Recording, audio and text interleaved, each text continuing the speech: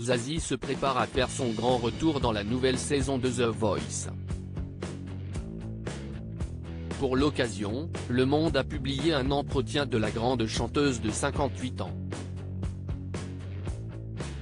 Celle-ci s'est confiée sur son enfance difficile, et sur un événement qui l'a particulièrement traumatisée.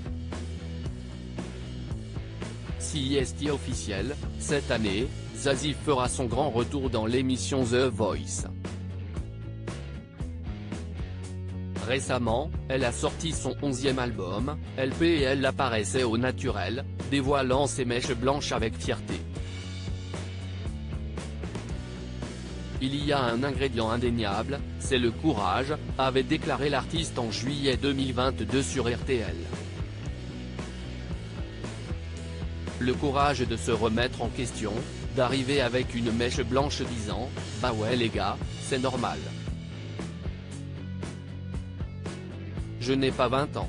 Je n'ai pas envie de les avoir.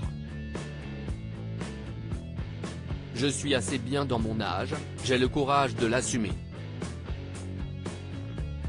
En septembre 2023, Isabelle de Truchy de Varenne, de son vrai nom, se confiait au micro de M Radio au sujet de son enfance, pour le peu chaotique. Ce sont des souvenirs assez heureux et un peu plus chaotiques par certains côtés, se rappelle-t-elle. Elle n'avait pas donné plus de détails sur son enfance dysfonctionnelle. Jusqu'à aujourd'hui.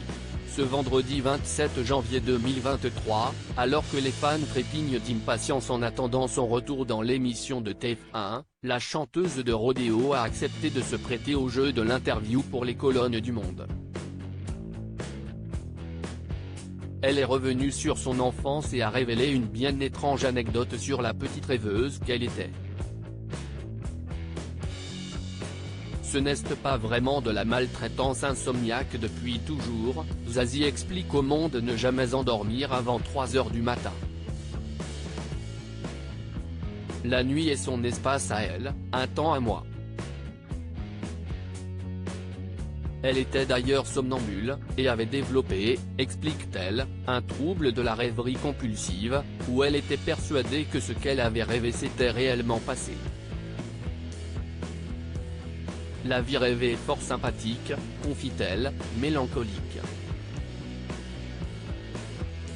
Zazie poursuit l'interview en évoquant une anecdote assez particulière. Elle a longtemps cru à un rêve. À cause de son somnambulisme, la petite fille aurait fini par être sanglée à son lit. Ce n'est pas vraiment de la maltraitance, assure-t-elle, avant d'ajouter « Je rêvais de m'échapper d'une famille dysfonctionnelle où la seule langue qui se parlait correctement était la musique, et où régnait une sourde violence, pas toujours sourde d'ailleurs. » Si est tout de même cette enfance atypique qui lui a permis de devenir une grande artiste.